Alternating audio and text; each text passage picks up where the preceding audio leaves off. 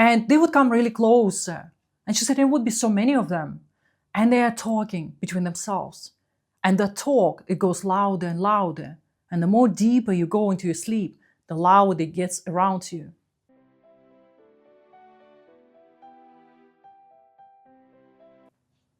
Hello and welcome to my YouTube channel. My name is Elmira Strange. I'm a psychologist and also a spiritual seeker. Well, probably not seeker anymore because I found Islam, but nevertheless, I really wanted to share with you my story in this video. The story that actually happened to my grandmother. My grandmother is 96 years old. Subhanallah, she's still alive, but sometimes she's in between the worlds. That's how I see it, with all my kindness and love towards her. So my grandmother used to work on the Russian trains, which go on for days from one end to another. So she was an assistant, train assistant. And she was telling me that story that when she was working on those trains that go between the cities, and it would be winter and it would be really cold, snow outside and gets really dark, she would walk along the carriages where normally people would sit.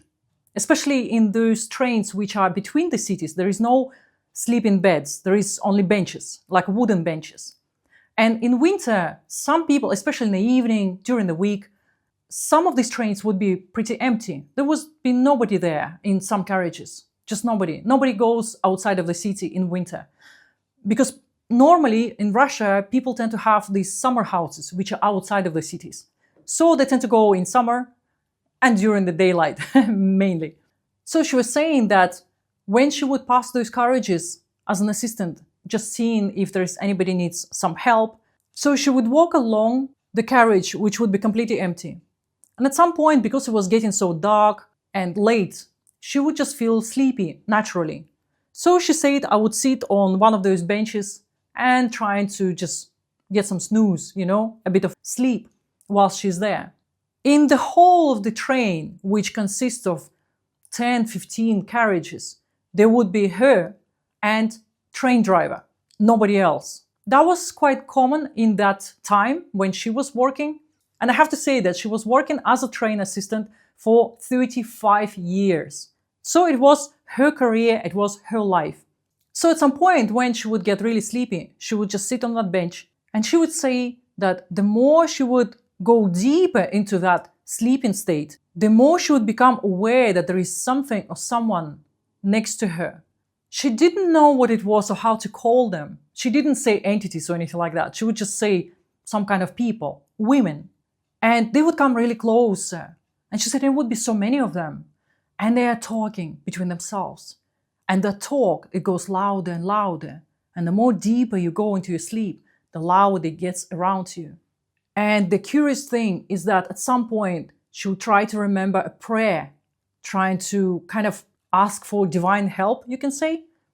And it's like somebody ties your tongue and numbs your brain. You cannot think and you cannot say anything. And she would try to say it. And then at some point, that prayer get through. And as soon as she would start saying it, and then the more she would say it, the less the voices would disturb her, and eventually she would wake up and open her eyes.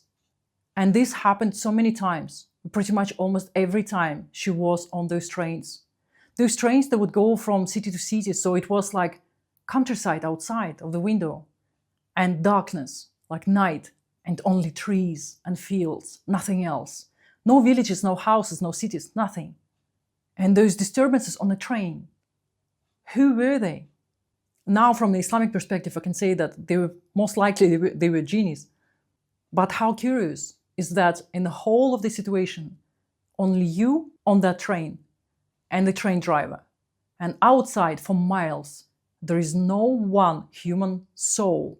And every time she would get those whispers that go louder and louder into talking by certain females that come closer and closer to you whilst you are going deeper and deeper to sleep. So that was one of her true stories that I still remember.